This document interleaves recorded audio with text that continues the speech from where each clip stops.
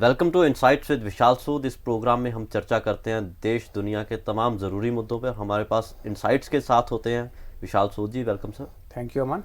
Sir, Bharat के नए president चुने गए हैं द्रौपदी मुर्मू जी। 25 तारीख को वो अपनी शपथ ग्रहण करेंगे और अपने कार्यभार को संभालेंगे।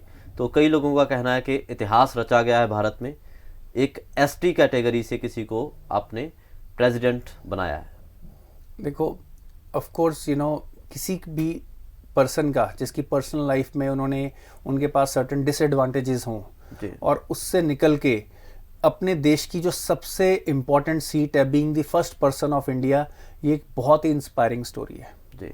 और डेफिनेटली ये इतिहास रचा गया है। इंडिया ने हमेशा ही ये एग्जाम्पल सेट किए हैं। इंडिया में हमेशा जो टॉप पोजीशंस पे, चाहे वो किसी भी मल्टीपल कम्युनिटी से लोग आए हैं जी, राइट, वो अलग अलग बैकग्राउंड से लोग आए हैं, वो किसी भी चाहे मेल हो फीमेल हो, हर जेंडर से हमें राष्ट्रपति और प्रधानमंत्री मिले हैं। तो ये इंडिया की जो डेमोक्रेसी है उसका सक्सेस है and we should celebrate it. और अगेन मैं इसमें एक चीज और बात कहूंगा, ऑफ कोर्स ये एक सिंबल ऑफ सक्सेस है, लोगों में मोटिवेशन लेके आएगा, बट सिर्फ एक बंदे के प्रेसिडेंट बनने से जो ट्राइबल पॉपुलेशन है, इसका मतलब ये नहीं है कि सब कुछ वहां पे अच्छा हो गया। उनकी ग्रोथ और सपोर्ट हमेशा चलती रहनी चाहिए। और अल्टीमेटली ऐसी टॉप पोजीशंस पे जो भी लोग पहुंचे, वो अपनी मेरिट पे पहुंचे। और Draupadi Murmu ji, she has been an achiever, she was a governor, she did well over there. तो उनका एक करियर रहा है and she has done well, और आज reaching the highest office, such an honour.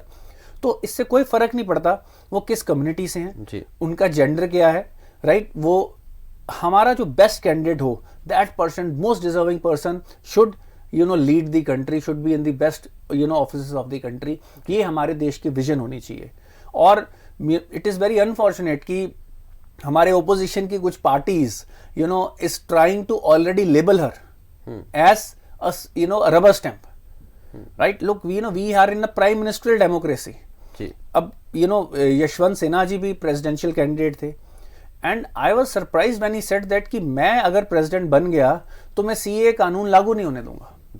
I think he does not understand the democratic system of India, right. It is lower house run democracy, it is basically parliamentarian run democracy. अगर house में bill 2 बार पास हो जाता है तो उसके बाद president को उसको ओके करना जी, right? So these are some of the things that collectively our politicians should understand. हर चीज को हम कंट्रोवर्सी में ना डाल दें।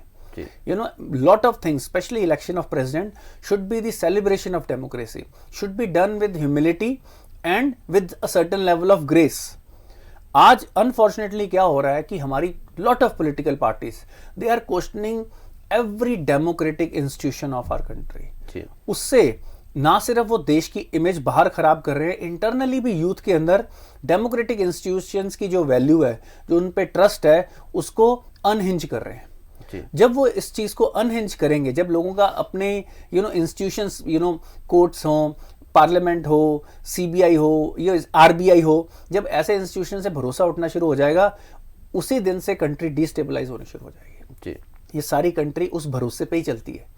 वी नो कि आज अगर आरबीआई के गवर्नर ने लिखा है कि मैं आपको वचन देता हूं कि इसकी वैल्यू 100 रुपए है, तो आप मान के, इसीलिए हर कोई वो कागज का टुकड़ा आपसे ले रहा है जी। कल को जब उसकी वैल्यू खत्म हो जाती है तभी देश अनस्टेबल हो जाते हैं। मेरे को लगता है कि some of the politicians and political parties of India are playing a very dangerous game and they should stop doing it. हजारों करोड़ रुपए के खर्चे के साथ एक एक्सप्रेसवे बना, बुंदेलखंड एक्सप्रेसवे।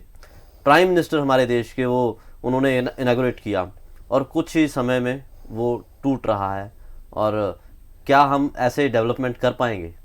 देखो, ये बड़ा सैड बात है कि आप बाकी ऑफ कोर्स इसकी एक इंक्वायरी होनी चाहिए कि 15,000 करोड़ में बना जी एक एक्सप्रेसवे 5वें दिन बारिश की मार से टूट जाए। बचपन के दिन याद आ रहे हैं, तब तो ये चीज़ आम होती थी कि भाई सड़क बनी, बारिश पड़ी, सड़क गायब जी।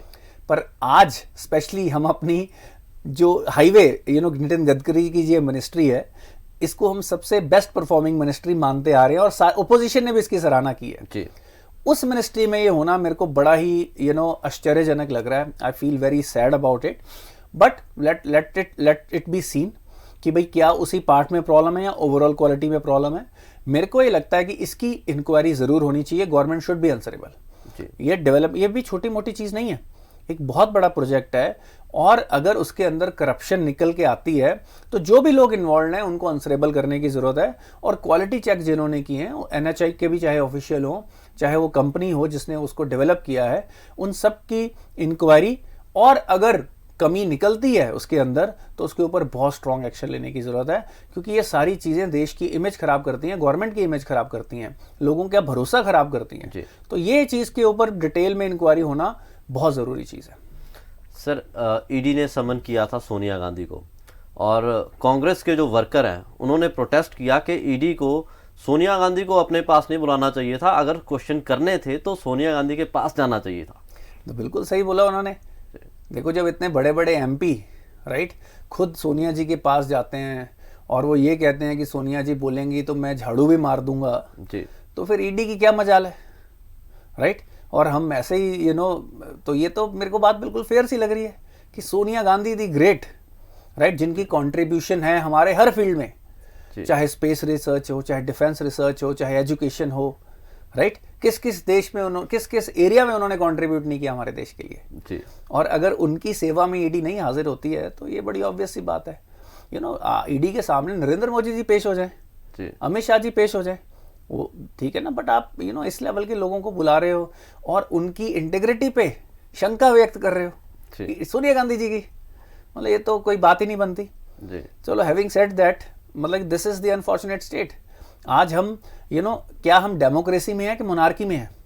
क्या हमारे नेता अपने लीडर के लिए इस तरह की जब स्टेटमेंट्स देते हैं तो मेरे को लगता है कि वो अगेन वो लोगों में अपनी वैल्यू तो डाउन करते हैं, हमारे देश की भी वैल्यू डाउन कर देते हैं, और अपने लीडर की भी, अपने लीडर की तो वैल्यू डाउन करते ही हैं, ठीक है ना। बट ये इस तरह का कल्चर है, अगर कांग्रेस में इस तरह का कल्चर बना है तो ये उसी का रिजल्ट है।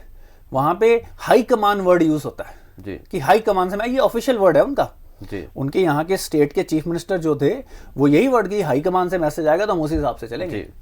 तो जब ये कल्चर ही यही है तो फिर इसी तरह की बातें होनी है। सर, चाइना में एक बैंक को प्रोटेक्ट करने के लिए टैंक्स लगाए गए और लोगों ने कहा कि हिस्ट्री रिपीट हो रही है। देखो, जब लोग वर्ड ये यूज करते हैं history, they all remember that unfortunate day of Tiananmen square, जहाँ पे स्टूडेंट्स के ऊपर चाइनीज कम्युनिस्ट पार्टी ने टैंक्स चढ़ा दिए थे और कई हजार लोग मारे गए थे। और उस दिन एक उम्मीद जो जगी थी कि चाइना में डेमोक्रेसी आई थी, उसी दिन उस उम्मीद को खत्म कर दिया गया था। आज बिकॉज ऑफ दोज पॉलिसीज, हमेशा जब भी डिक्टेटोरियल पॉलिसीज होती हैं उनके साथ रिस्क होते हैं। जैसे ही सेंट्रल लीडरशिप वीक होती है या थोड़ी सी भी करप्ट होती है, उससे पूरे के पूरे सिस्टम बिखर जाते हैं। आज उनकी पॉलिसीज की वजह से देखो, आपने देखा होगा पिछले कुछ टाइम से चाइना जियोपॉलिटिकली ग्लोबली बड़ा अग्रेसिव हो रहा है जी। वो जियोपॉलिटिकली ग्लोबली इसलिए अग्रेसिव हो रहा है क्योंकि वो जो इनके इंटरनल फेरियर्स हैं उनको छुपाना चाह रहा है। वहां पे एक बहुत बड़ी ब्लैक होल है डेट की, राइट, जो अननेसेसरी इंफ्रास्ट्रक्चर बनाया गया है जस्ट टू शो ग्रोथ, जिसकी कोई यूटिलाइजेशन नहीं है जी। तो आज चाइना हैज स्टार्टेड टू पे द प्राइस फॉर दैट। उनकी लास्ट क्वार्टर की ग्रोथ, वो चाहे कोविड के थ्रू दिखाएं या जो मर्जी करें, इज बिन इन नेगेटिव। तो मेरे को लगता है कि और आप इमेजिन नहीं कर सकते कम्युनिस्ट पार्टी की मन मर्जियां, and we should be thankful that we are living in a country like India. जो भी वहां पे डिपॉजिट्स थे, जो लोगों की सेविंग्स थी, यूनिलैटरली गवर्नमेंट ने और बैंकों ने घोषित कर दिया है कि ये इन्वेस्टमेंट है, अब तुम इसको वापस नहीं निकाल सकते। अब जो लोग उस पर रिलाय करते हैं उनके लिए नर्वसनेस है और आज टैंक्स की जरूरत पड़ गई है और ये चीजें बहुत ज्यादा और खराब होने जा रही हैं। और ये at the same time India के लिए एक अपॉर्चुनिटी है कि हम अपनी कंट्री को as a viable investment place दिखाएं, वो प्लेस दिखाएं जहां पे systems and law and order हैं। अगेन, जो हम पहले बात कर रहे थे, तो हमारे ओपोजिशन के पॉलिटिशियंस को भी ध्यान, कल को वो भी पावर में आ सकते हैं तो देश को इतना बदनाम ना कर दें कि उनको अपनी सरकार चलानी मुश्किल हो जाए। आज कोलेक्टिवली सबको, चाहे वो किसी भी पार्टी के लोग हों, इंडिया में इन्वेस्टर्स को वेलकम करना चाहिए। कितनी अनफॉर्चुनेट पार्ट है कि हमारी गवर्नमेंट तो जोर लगा रही है, क्या ओपोजिशन वालों की रिस्पॉन्सिबिलिटी नहीं बनती कि वो अदर कंट्रीज को बोले please come here, we will provide you the right environment. क्या आज की डेट में इलेक्शन जीतना इतना जरूरी हो गया कि करोड़ों लोगों की लाइवलीहुड जहां पे बन सकते हैं? आप इमेजिन करो सिनेरियो कि our government and opposition also come together and say invest in this country, जी we have the best infrastructure, we have best policies. Internal politics आप अलग तरीके से लड़ो, सोचो कंट्री किस लेवल पे जाएगी। I think this is the lesson that should be taken.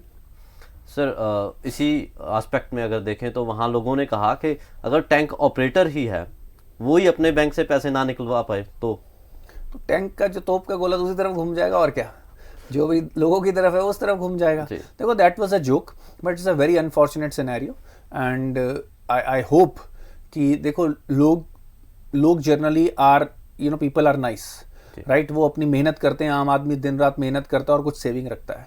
उसके साथ वो चाहे चाइना का आदमी हो, चाहे इंडिया का हो, चाहे किसी पाकिस्तान का भी हो, जब उनके साथ बुरा होता है वो जनरली वहाँ के लीडर्स और टॉप बिजनेसमैन हो, टॉप लीडर्स हो या ब्यूरोक्रेट्स हो, उनकी करप्शन की वजह से होता है। That should not happen and they should get access to their savings. Sir Italy के प्राइम मिनिस्टर मारियो द्रागी उन्होंने रिज़ाइन दे दिया है और अब हो सकता है कि इटली में भी घमासान हो पॉलिटिकल। देखो, उनको सुपर मारियो कहते थे and he made lot of reforms after covid. उन्होंने इटली की रिकवरी में बहुत अच्छी कॉन्ट्रीब्यूशंस की, but again coalition politicians are everywhere the same, ठीक है, दे आर अपॉर्चुनिस्ट और उनकी कोलिशन गवर्नमेंट टूट गई है। और अब जो 2023 के बजट पे caretaking government will take care of it, पर जो फुल टाइम गवर्नमेंट होती है उसका इम्पैक्ट ज़्यादा होता है, उनकी पॉलिसी ज़्यादा स्ट्रांग होती है, तो it will slow down there progress.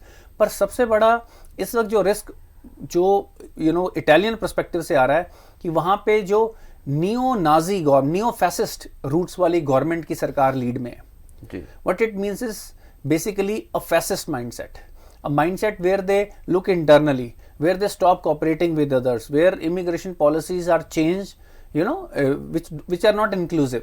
तो ये एक फियर है जो इटालियन पॉलिटिक्स में आया हुआ, but ultimately it is the choice of the people of Italy, whichever government comes, and they should work for the benefit. और मेरे को ये लगता है यूरोपियन कंट्रीज को इस नेटो इन्फ्लुएंस से निकलना चाहिए, उनको थोड़ी सी अपनी इंडिपेंडेंट पॉलिसीज लेनी चाहिए, so that will be better for the entire globe. शुक्रिया सर, इस तरह की ज़रूरी जानकारी के लिए, करंट अफेयर्स के लिए और इम्पॉर्टेंट इश्यूज़ पे बात सुनने के लिए देखते रहिए इनसाइट्स विद विशाल सूद।